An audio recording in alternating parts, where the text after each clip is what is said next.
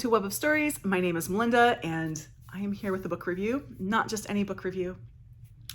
I'm here with only my third 5-star book of the year. I do not give 5-star books. I don't give books 5 stars, except in very rare instances. To me, the highest you'll go is at A+, which is, if I have to put it down, it's 4.5. If you look on Goodreads, it looks like 5. That whole thing, I've gone through that spiel before. But to me, an A+ book is great. That's a book. 5 stars are books that are all-time favorites, that are ones that will live in my heart forever. And that could be for various reasons. This book very much deserves 5 stars. And this book is The Postcard by Berest. So the setup of this book is, in 2003, a Parisian family, it's after Christmas, they're getting their holiday cards, and in there is a postcard. And this postcard is addressed to the mother of the family, her mother, who is deceased. And on the postcard, it's a postcard of an opera house in Paris, and on the back are 4 names. And those 4 names are the mother of the family, her grandparents, and her aunt and her uncle, all of whom were murdered at Auschwitz. They don't know who sent this card. Who sent this card? This is a mystery. And the author, who is named Berest, she is also the narrator of this book, and I will get to this about what this book, if this book is a novel or not. I will get to that. Is very perplexed. No one really knows why they sent this, and the mother seems a little bit shaken about it too. We're going to fast forward a few years, and Anne is pregnant and she is ordered on bed rest. So she decides to go to her childhood home to stay with her parents so they can kind of wait on her hand and foot. And while she's there, she brings up the subject of the postcard again and asks her mother about it. And her mother tells her the story of her grandparents and her aunt and uncle who were murdered at Auschwitz. And that's like the first third of the book. I struggle with how to say this because this is going to sound negative, and it is not negative. This is wonderful. But I don't know what term to use other than this, but Berest gives us a bait and switch. You think you're reading a historical novel, and in some ways you are, but all of a sudden you're in a mystery. Who sent this postcard? Because after Anne hears the story of this, she wants to know about this postcard. She has to know who sent it. And her mother's like, do you really want to find that? I don't know. Yeah. But her mother also has done all this research. So she can't quite measure where her mother is with this.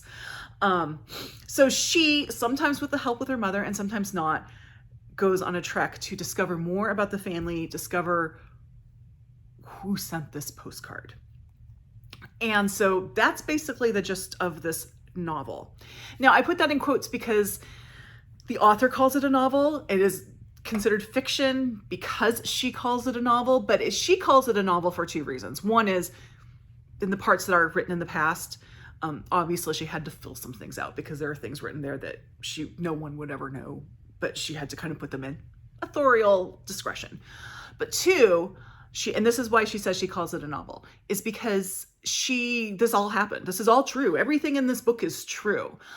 But she went and she had to change the town her family came from and the names of people in their lives because she didn't want readers to get a hold of this book and then track down the ancestors of these people and harass them, which I found very interesting and telling. So this book is amazing on so many levels. First of all, I have said before, I am not not a World War II historical fiction fan because A, I do feel like it's overdone, and B, lots of times I feel that the war is fetishized, and I have a big problem with that. This is not that. This is how you write World War II historical fiction. This is fantastic in that. She does not shy away from anything. She is very honest about what's going on. The story of her ancestors is very sad because it's going to happen. I mean, they all died at Auschwitz. It's pretty sad. But you do get stories of her grandmother because her grandmother had a different fate. And that is very interesting. Excellent on the historical fiction part. There's also a commentary on modern France because she, from what I understand in the Jewish tradition, you are what your mother is. So Miriam, who is the grandmother, she was Jewish. So therefore Anne's mother is Jewish. So therefore Anne is Jewish, but Anne was not raised Jewish. I mean, she's what in the United States we would call a cultural Jew. is not a religious Jew. She's probably not even a cultural Jew. She just is. But she has a hard time reconciling that because there's still so much anti-Semitism in France. Even in the, I mean, I think that this goes to like the early 2010s. There's a lot of anti-Semitism in France, and we see that in the news. And it's interesting to see an account of from someone who's in it, what's going on. But it also sparks a lot of thought about what's going on in the United States. Situation in France and the situation in the United States are different. There are a few similarities too, and it's those threads of similarity that really make you think about what goes on in the United States and really kind of inspect your world. There are definitely some differences. Just even the fact of her changing the name so no one would harass the descendants. I can't imagine that would happen in the United States if someone wrote a memoir of their grandparents, say, going through the civil rights movement, and someone found the grandchildren of someone who was responsible for lynching and went after them. I can't imagine that happening in the United States. I'm not going to say it wouldn't, because Americans have done things I never thought they would do in the past few years. But I can't imagine that. It's like a different cultural thing. And I also think what is anti-Semitism in France is a lot more like racism in the United States. So it's a little bit different there, but there's definitely some similarities there. And it does cause you to look at yourself. And I think the most impactful thing about this book is its exploration of generational trauma. Oh man, it's just, this gutted me. It just absolutely gutted me.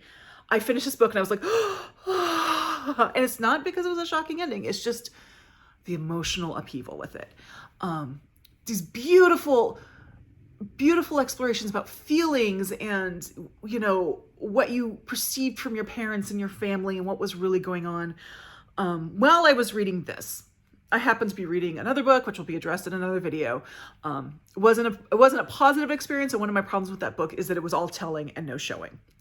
This book is all showing and no telling, even though there's a big chunk of the book of Anne's mother telling her things. It's still showing. It's amazing. And what I loved about that part, especially the part at the beginning where she's talking about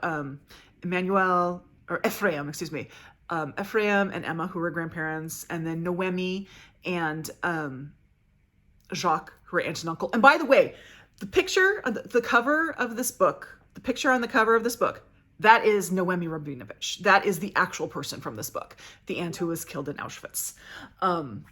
That's a real person. That's her.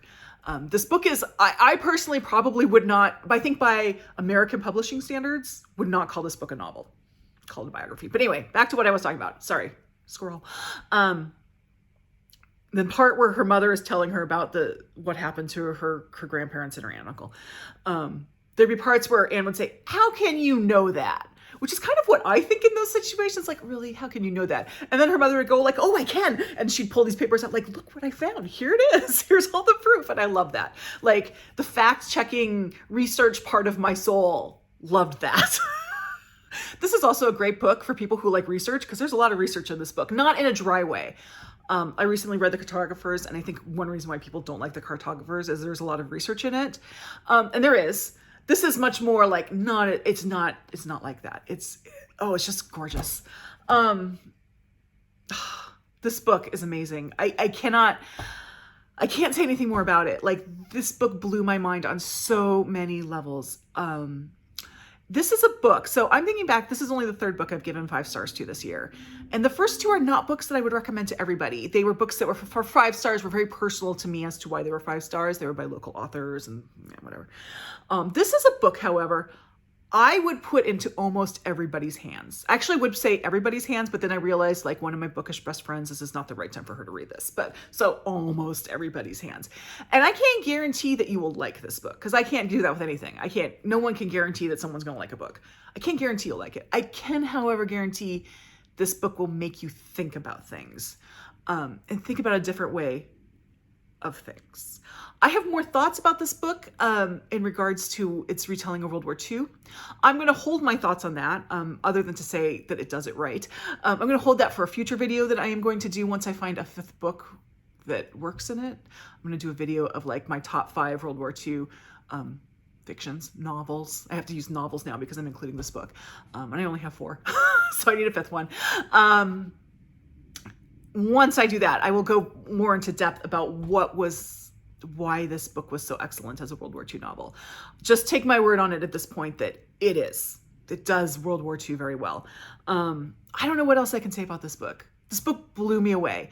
Please, please, please read this book. I don't care who you are, unless you're my bookish best friend. I do say wait on it if you are her.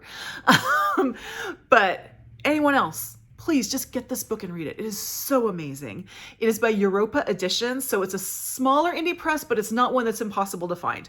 I got my copy through the library, which is why I don't have a physical copy of it, although I have put it on my list to look for at used bookstores. So you should be able to find it fairly easily. But please read this book. This is an important book, and it is a fantastic book, and I don't think your life will be the same after you read it. So thank you very much. If you like this video, please give me a thumbs up. Subscribe to me. I'm not always such a book bully. Please subscribe to my channel if you haven't already, and I'll see you in the next video. Thank you.